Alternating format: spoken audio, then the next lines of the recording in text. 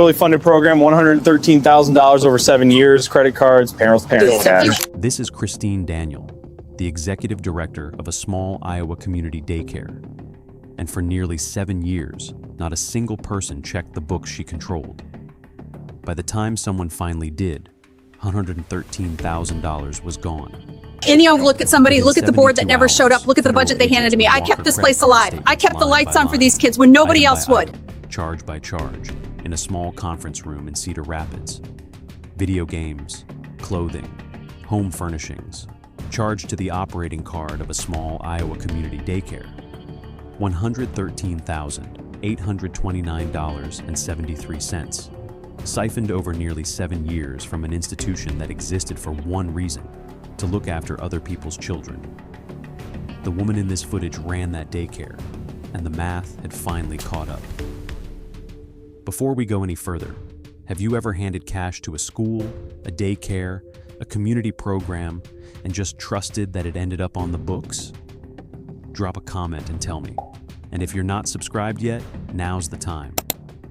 We hold authority figures accountable every single week on this channel. Kristine Daniel was born in 1970 in the rural heart of central Iowa, in a part of the state where the towns are small, the winters are long, and everybody knows whose grandfather sat on which church board going back 3 generations. Her parents were the kind of people that part of the country was built on. Her father worked in a regional grain elevator operation. Her mother kept the family books at the kitchen table on the first Sunday of every month, balancing the checkbook against a stack of receipts held down by a coffee mug. Kristine was the kind of child the teachers wrote glowing notes about. Quiet, organized, reliable. The girl who collected the field trip permission slips and put them in alphabetical order before handing them back to her teacher in a labeled folder. She graduated from a small, consolidated rural high school in the late 1980s, with average grades, strong attendance, and a reputation in the yearbook as someone who could be counted on to actually show up to the committee meetings nobody else wanted to attend. She had been a member of the bookkeeping club.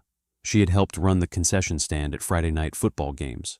She had been on the prom committee, the homecoming committee, and the yearbook committee. Her senior page listed her ambition as wanting to work with children. The note next to it, from a friend, read simply, "She'll be the one running the place someday." She enrolled at a community college in central Iowa in the early 1990s, working part-time at a children's clothing store in a strip mall to cover her share of the rent on a 2-bedroom apartment she shared with a roommate. She earned an associate's degree in business administration with a minor in early childhood development. The combination would define the next 25 years of her working life. She had picked, almost without realizing it, the exact educational track that would qualify her to do the one thing nobody else in a small community daycare wants to do: run the books and manage the building, while the trained teachers handled the children. Her first job out of school was as an administrative assistant at a regional childcare center near Des Moines, where she made $8.25 an hour, and her primary responsibilities were processing enrollment paperwork, collecting weekly tuition checks, and reconciling the petty cash drawer at the end of each Friday. Her quarterly performance review, written by a director who would later move to a different state, described her as detail-oriented, dependable, and able to manage routine financial tasks with minimal oversight. She was the kind of employee small organizations love. She did not need to be supervised. She solved problems before they reached the director's desk, and she never, in 3 years, came up short at the end of a reconciliation. She married a man named Bradley in the late 1990s in a small ceremony at a Lutheran church in central Iowa. He worked in agricultural equipment sales, traveling a circuit through several counties during planting and harvest seasons, gone for stretches of 3 and 4 days at a time. They bought a modest 2-story house in Kellogg, Iowa, a town of just over 600 people, the kind of community where the volunteer fire department raises money with a pancake breakfast every spring, and the post office shares a building with the city clerk. Kristine drove a used Chevrolet Impala. Bradley drove a Dodge Ram pickup with the dealership's name still on the back window. They had 2 children spaced about 3 years apart, both raised in Kellogg, both enrolled in the consolidated school district that bussed children in from 4 surrounding small towns. By the time her own children were in elementary school, Kristine had worked her way through 3 different administrative roles in central Iowa childcare and education, picking up a reputation as someone who could quietly stabilize a chaotic small office. She had handled enrollment for a Head Start program 1 county over. She had run the back office books for a church-affiliated preschool. She had filled in as an interim director during a maternity leave at a YMCA child development center. Every reference letter that followed her used some version of the same 3 words: trustworthy, organized, indispensable. In December of 2009, at the age of 39, Kristine Daniel applied for and was offered the position of executive director of a small community-based daycare operating in Tama County, Iowa, a 30-mile drive from her home in Kellogg, on the kind of 2-lane state highway that runs flat and straight through 10 miles of corn before passing through a town with a single grain elevator and a Casey's General Store. The daycare served the children of working families across several rural townships. Its operating budget was thin. It was partly underwritten by federal funds, the way many small community childcare centers in rural states are. Its board was made up of local parents, retired educators, and a treasurer who was a part-time bookkeeper at a feed cooperative 20 miles south. Her starting salary was approximately $40,000 a year. She drove home that night after the interview, stopped at the Casey's General Store for a Fountain Diet Coke, and called her mother from the parking lot to say she had finally gotten the job she had been working toward since she was 22 years old. She was the boss now. She was the director. She was at the top of the org chart, the person the board would trust with the entire financial life of the institution. That trust was about to be tested. To understand how Kristine Daniel did what she did for nearly 7 years without being caught, you have to understand the financial anatomy of a small, community-based daycare in rural Iowa. Because it is not the same animal as a big urban childcare corporation, and the differences are exactly the cracks she lived inside. A small community daycare in a town of a few thousand people typically operates on an annual budget somewhere between $300,000 and $600,000. The bulk of that comes from parent tuition payments, paid weekly or bi-weekly in some combination of personal checks, money orders, and, critically, cash. Cash is the way working-class rural families have paid for childcare in Iowa for generations. A parent walking in on a Friday afternoon to drop off $40.20 for the week's care is not unusual. It is the default. A meaningful portion of every small community daycare's weekly intake walks in the door as cash in an envelope or in a parent's hand. The rest of the budget comes from a layered patchwork of federal and state funding. Some of it flows through nutrition reimbursement programs that pay the daycare back for the cost of meals served to children. Some of it flows through state subsidies that help low-income families afford care. And some of it comes from federally funded programs that underwrite the operating cost of the daycare itself. That federal piece is the legal hinge that would eventually pull this case out of state court and into a federal courthouse in Cedar Rapids. But in the day-to-day operation of the daycare, the federal money simply lands in the general operating account alongside everything else, indistinguishable in a bank ledger from a parent's check or a state nutrition reimbursement. The expenses side is just as varied. A community daycare buys diapers in bulk. It buys snacks and meal ingredients. It buys cleaning supplies, art supplies, classroom furniture, payroll software, liability insurance, building utilities. It pays a staff of teachers and assistants, most of them working at or near the bottom of the wage scale, often without benefits, often part-time. The operating credit card, typically 1 or 2 cards, sometimes 3 in the institution's name, is the workhorse of small purchases. The director uses it at the Hy-Vee for last-minute snack runs. The director uses it at the Walmart in the next town over for cleaning supplies. The director uses it at the office supply store, the educational supply catalogs, the local hardware store. The card is meant to absorb the dozens of small, immediate expenses that keep a building full of children running.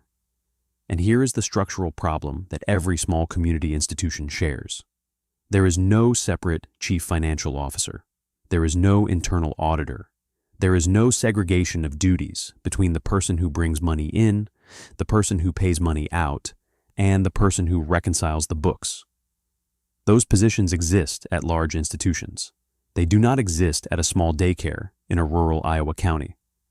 The executive director, by job description, controls all three sides of the financial triangle. She accepts the cash payments from parents. She authorizes the credit card spending. She runs the payroll. And she, the same person, the only person, reconciles the bank statements to the books that say whether the three of those line up. The board met monthly in the back room of a community center, going over a one-page financial summary the executive director herself prepared. They were parents, retirees, volunteers, people who served because the community asked them to serve, not because they were forensic accountants. The treasurer, a part-time bookkeeper at a feed cooperative, reviewed what he was handed. He did not pull the underlying credit card statements line by line. He did not match cash receipt logs against bank deposits. He did not audit the payroll register against the board-approved compensation schedule. Nobody did. Nobody checked. The system trusted her completely. That was the entire system. The theft, when federal investigators eventually reconstructed it, ran on three parallel tracks. Each one operated through a different financial mechanism. Each one exploited a different weakness in the daycare's oversight. And each one, over nearly 7 years, quietly converted institutional money into personal benefit for the executive director. Track 1 was the corporate credit card. The daycare carried operating credit cards in its institutional name, used to purchase the constant stream of small supplies a childcare facility consumes: diapers, paper towels, cleaning products, classroom snacks, craft materials, replacement parts for broken playground equipment. Kristine Daniel, as executive director, was the primary cardholder. She was also the person who reviewed the statements when they arrived each month. She was also the person who coded each charge to a budget category. She was also the person who handed the board their monthly summary. The charges that began to appear on those statements, slowly at first, and then with increasing frequency, were not for diapers. They were for video games. They were for clothing. They were for home furnishings. Items purchased at electronics stores and mall retailers and home goods outlets, charged to a card that was supposed to be buying applesauce cups and finger paints. She did not try to disguise the merchant names on the statements themselves. That would have required altering the bank's records, which is not something a single user can do. What she did instead was simpler. She coded the charges in the daycare's own internal books to categories like supplies or miscellaneous operating or facilities, and she handed the board a summary that did not break out the merchants. The board saw a line that said operating expenses. They did not see the line that said GameStop. They did not see the line that said Kohl's. They did not see the line that said the home furnishings store 30 miles north of Kellogg. Track 2 was the payroll. The daycare ran its payroll through a basic accounting software package, the kind of system used by thousands of small nonprofits and community organizations across the country. The executive director had administrator access. She had to. There was no one else qualified to run payroll in the building. So, every 2 weeks, she opened the software, processed the staff's paychecks, processed her own, and submitted the file to the bank for direct deposit. Her authorized compensation, set by the board, was approximately $40,000 a year. That number existed in the board's minutes. It existed in her offer letter. It existed in her own annual reviews. What did not exist anywhere in the board's official records were the additional paychecks she began to issue herself, not by altering her authorized rate, which would have been an obvious red flag on a single line, but by adding extra paychecks, one-off transactions, bonus runs, retroactive adjustments. She would issue herself a second check for a pay period and code it as a payroll correction. She would issue herself a third check and code it as accrued vacation payout. She would issue herself a fourth and code it as administrative overtime. None of those categories had been approved by the board. None of those checks had been authorized by anyone but her. By the time it was over, she had paid herself over $34,000 beyond her authorized compensation, money that simply did not exist on the daycare's official compensation schedule. The board kept signing off on summary reports that showed total payroll expense. They did not pull the detailed register. They did not see her name appearing in pay periods where it should not have appeared. Track 3 was the simplest, and in some ways, the cruelest. It was the cash. Parents in rural Tama County paid for childcare in cash.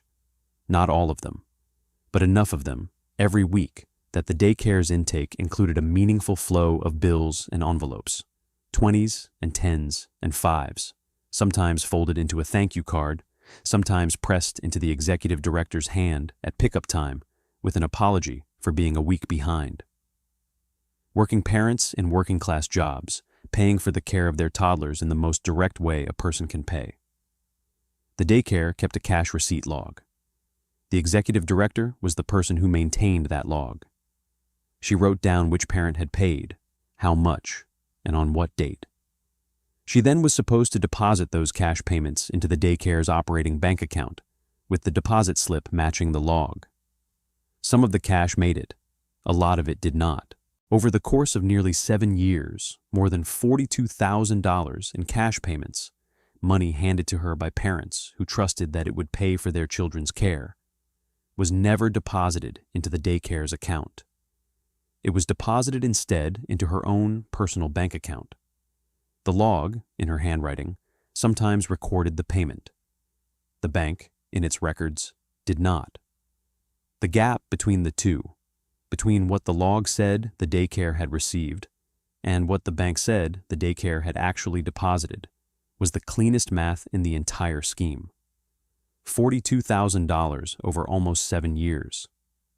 The cost of a used car paid out of the pockets of parents who needed someone to watch their children while they worked. The escalation pattern, when federal investigators eventually mapped it, was gradual. The early months showed only modest credit card misuse, a single mid-sized purchase here, another there. The payroll padding started small, with what looked almost like genuine errors. The cash diversions in the first year totaled only a few $1,000s, but each year the numbers grew. The credit card line items got bolder, the payroll bonuses got more frequent, the cash gap widened. By the final 18 months of the scheme, all 3 tracks were running at full volume simultaneously, and the woman drawing a $40,000 salary from the daycare was supplementing her actual household income by a number that, when you added the 3 buckets together, came close to doubling her paycheck. Meanwhile, in Kellogg, the lifestyle changes were subtle enough that nobody outside the family would have noticed. The Daniel household did not buy a boat. They did not take a Caribbean cruise. They did not put in a swimming pool. What they did do was upgrade the things people upgrade quietly. New furniture in the living room, a larger television, a new washer and dryer, Christmas gifts that were a little nicer, a wardrobe that refreshed itself a little more often, video games for the household that piled up on the entertainment center next to the CRT until the entertainment center itself was replaced with a sleeker, newer one. The signs missed were the signs that small institutions always miss. The board treasurer, a part-time bookkeeper, was not a forensic auditor. The board members were volunteers who served because their own children went to the daycare. The annual external review the daycare commissioned was a compilation, not a full audit. The accountant assembled the numbers the executive director provided and produced a clean statement based on those numbers. The federal funding agency required certain reports, and Kristine Daniel filled out those reports honestly enough on the lines that the agency could check. She was not stupid enough to lie on a federal form about easily verifiable facts like enrollment counts. She simply ran her hands across every internal control point at once, year after year, and there was no second pair of hands to catch hers. The catalyst that finally pulled the thread was, in the end, almost mundane. There was no whistleblower, no anonymous tip, No dramatic moment of confrontation in front of the board. What happened was the most ordinary thing that can happen at a small institution running on trust and thin oversight. The math caught up. In the spring of 2016, a routine internal review of the daycare's books, the kind of review that happens when a small organization is preparing for a funding renewal or refreshing its insurance application, required someone to look more closely at the credit card statements than anyone had looked at them in a long time. The exact mechanism varied depending on which version of the timeline you read in the eventual court records, but the substance was the same. Somebody, a successor figure, an outside reviewer, a board member finally pulling the underlying documents, opened a stack of credit card statements covering several months of the daycare's recent operations and started reading them line by line. The charges did not match the budget categories the board had been told they matched. The line that the monthly summary labeled supplies contained items that were obviously not supplies. There were charges at electronics retailers. There were charges at clothing stores. There were charges at home furnishings outlets. A handful of individual charges might have been explained as misapplied, a director using the wrong card at checkout by accident. But the pattern across months was not the pattern of accidents. It was the pattern of a regular, sustained second use of the card for purposes that had nothing to do with the daycare. Once the credit card piece was opened up, the rest of the investigation followed almost on its own momentum. The board, alarmed, requested the underlying payroll register and the cash receipt logs. The treasurer, finally looking carefully at numbers he had been signing off on for years, pulled a year of payroll detail and compared it against the board-approved compensation schedule. The numbers did not match. The executive director had received more pay periods than the schedule authorized. The dollar figures, line by line, exceeded what they should have been. Then they pulled the cash log against the bank deposits. The handwriting in the log was Kristine Daniel's. The deposit slips were also hers, and the deposit slips did not match the log. There were cash payments recorded as received that had simply never been deposited. Kristine Daniel was suspended in April of 2016, the end of her active service at the daycare, pending further review. The board, made up of community volunteers who suddenly understood that the woman they had trusted for nearly 7 years had been systematically robbing the institution they loved, did what small-town boards across America do when they discover something they cannot quietly handle in-house. They contacted law enforcement because the daycare received federal funds as part of its operating budget, and because part of the money that had been stolen was federal money. The case escalated almost immediately out of local jurisdiction and onto the desk of a federal investigator working theft from federal program cases out of the United States Attorney's Office for the Northern District of Iowa. The quiet years were over. Kristine Daniel did not know it yet, but the next phase of her life was about to be measured in indictments, restitution orders, and federal sentencing guidelines. We're about to get into the federal investigation and what they found in those credit card statements. If you've made it this far, you already know this channel is different. Subscribe and share this video with someone who needs to hear how quietly a community institution can be drained from the top. We do this every single week.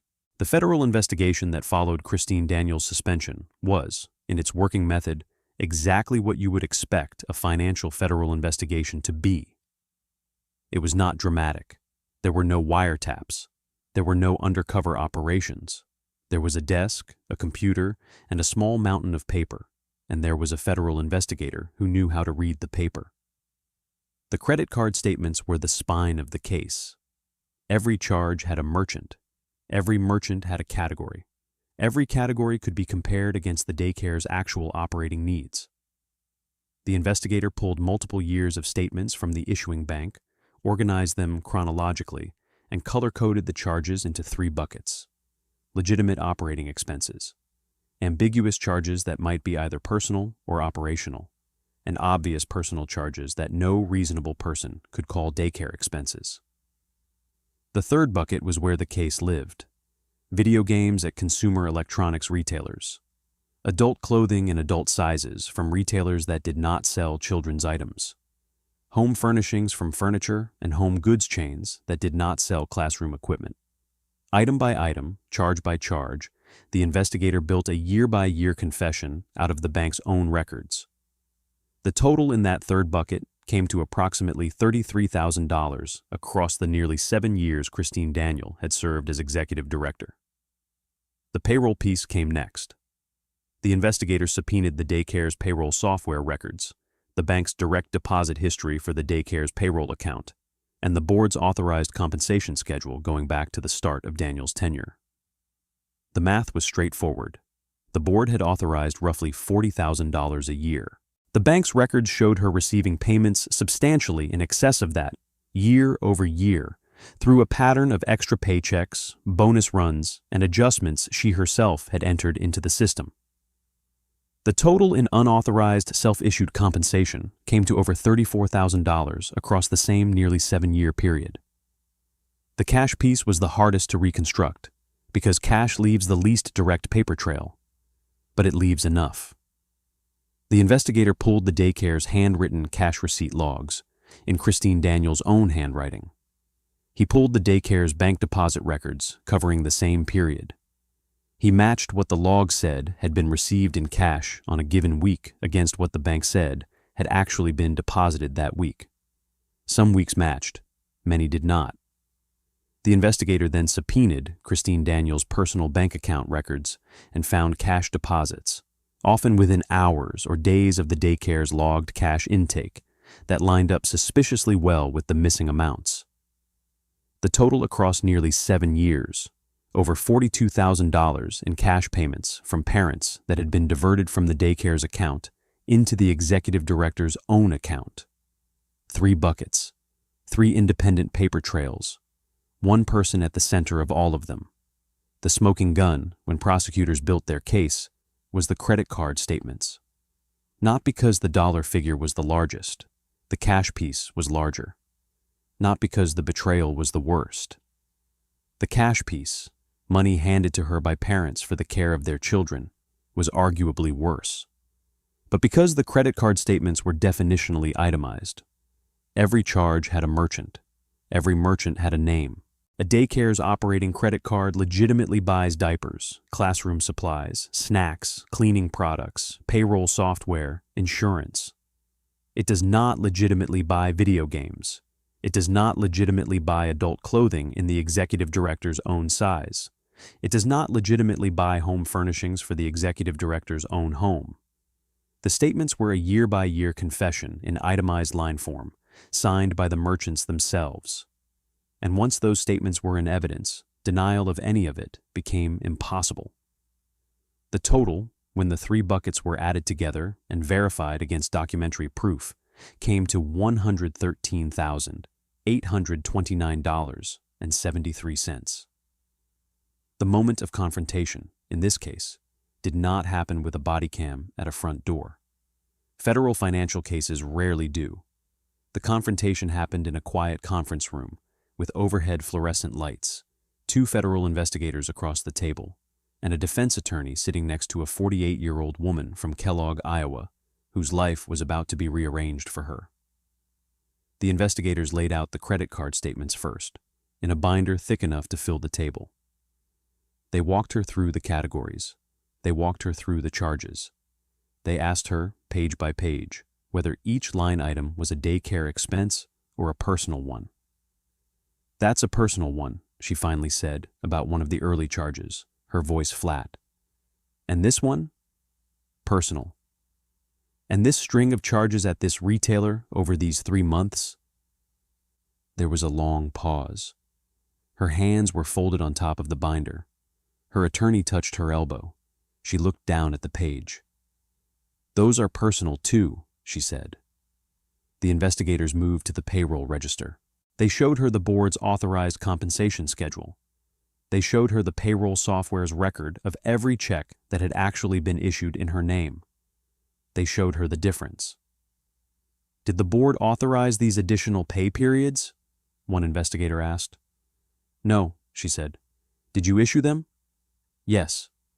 The investigators moved to the cash log. They placed her handwritten log next to the Daycare's bank statements. They walked her through the weeks where the log recorded cash received and the bank recorded no matching deposit. Where did this cash go? The pause this time was longer. She did not look at her attorney. She looked at the table. It went into my account, she said. For nearly 7 years? Yes. She did not try to justify it. She did not invoke financial hardship, did not blame her husband, did not claim addiction or duress. She simply, quietly, at the end of a long afternoon in a federal conference room, admitted the 3 tracks of the scheme one at a time. The credit card, the payroll, the cash from the parents. Her attorney filed the paperwork for a plea agreement within weeks. On October 31st, 2019, Halloween, a date that would not have gone unnoticed by anyone who appreciated the dark coincidence of a daycare director being arraigned on the day American children dress up to ring strangers' doorbells. Kristine Daniel walked into the United States District Court for the Northern District of Iowa in Cedar Rapids and entered a guilty plea to 1 count of theft from a federal program. The federal statute under which she was charged exists because Congress, decades ago, decided that institutions receiving federal money owe the public a baseline of financial integrity. The statute reaches inside the doors of small community daycares in rural counties because federal money reaches inside those doors first. The hinge that pulled her case into federal court was the same hinge that had partially underwritten her salary for nearly 7 years. The plea was straightforward. The numbers were not disputed. The investigation had assembled documentary proof of every dollar, line by line, across the 3 buckets. Restitution was set at the full $113,829.73, the exact figure her own documents had built. Sentencing followed several months later. Federal sentencing in white-collar embezzlement cases of this size, 6 figures, no violence, a defendant with no prior record, typically lands inside a guideline range that allows the judge meaningful discretion at the low end. Probation officers prepared a presentence report. The defense submitted letters from her family, from neighbors in Kellogg, from former colleagues who described her as a good mother, a good neighbor, a community fixture. The government submitted a sentencing memorandum that detailed the duration, the 3-bucket structure, and the specific cruelty of the cash piece. The fact that working parents had handed her cash for their children's care, and she had taken it. United States District Court Judge C.J. Williams presided over the sentencing in the Cedar Rapids Federal Courthouse.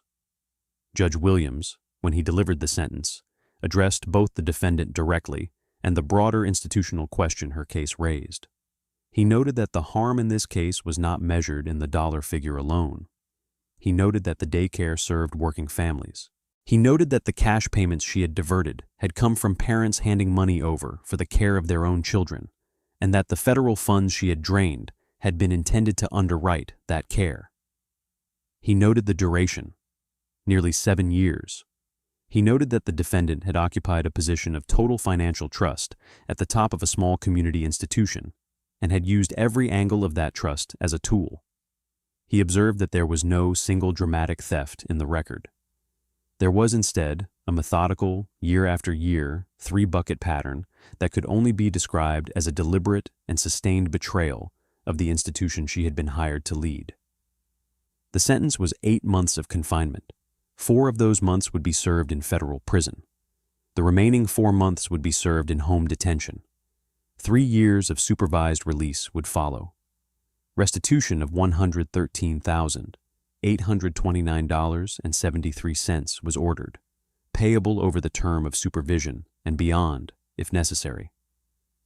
Kristine Daniel surrendered to begin serving her custodial term at a low-security federal facility designated by the Bureau of Prisons, where she joined a population of mostly non-violent female offenders, many of them serving sentences for fraud, embezzlement, and other white-collar crimes that had carried them out of small American towns into federal custody. In Kellogg, Iowa, her house stayed in the family. Her husband continued his agricultural equipment job. Their children, by then teenagers, finished their school year while their mother served her 4 months in federal prison, and then her 4 months in home detention back in the house she had furnished partly with the proceeds of the scheme. The neighbors did what small-town neighbors do. Some kept their distance. Some brought a casserole. Some simply stopped making eye contact at the post office. The daycare in Tama County continued operating. A new executive director was hired. The board, chastened, implemented the kind of dual-control financial procedures that should have existed from the beginning. The credit card statements were now reviewed by 2 signatories. The cash receipt logs were now reconciled monthly against bank deposits by someone other than the director. The payroll register was now cross-checked against the board-approved schedule every pay period. None of that brought back the years. None of that recovered the trust the parents had given her every Friday afternoon when they pressed $20 bills into her hand and walked out the door to go pick up another shift. But it ensured, at least for that one small Iowa daycare, that the next person who sat in the executive director's chair would not be able to do what Kristine Daniel had done. The weight of the case, in the end, was not the dollar figure. It was the duration. 7 years of a small community institution being quietly hollowed out by the one person it had trusted to protect it. 7 years of credit card statements coded to wrong categories. 7 years of payroll runs that paid an unauthorized second salary alongside the legitimate one. 7 years of cash from working parents that disappeared between the parent's hand and the daycare's account. 7 years of board meetings where one-page summaries reassured volunteer treasurers that everything was fine. The structural fact is that small community institutions across America run on exactly the kind of thin oversight that allowed this scheme to survive. Volunteer boards, single signatory accounts, executive directors who hold every financial role at once. There are tens of thousands of small daycares, small charities, small community organizations operating right now under exactly the same conditions Kristine Daniel exploited. Most of them are run by honest people. But the conditions do not select for honesty. The conditions only mean that when an honest person is in the chair, nothing goes wrong. And when a person like Kristine Daniel is in the chair, nothing goes wrong for nearly 7 years either, until somebody finally pulls a statement and asks the obvious question. This case was quiet. But the case on the right-hand side of your screen, what that one did to the families who trusted her, is on a level this story doesn't even touch. Click it now.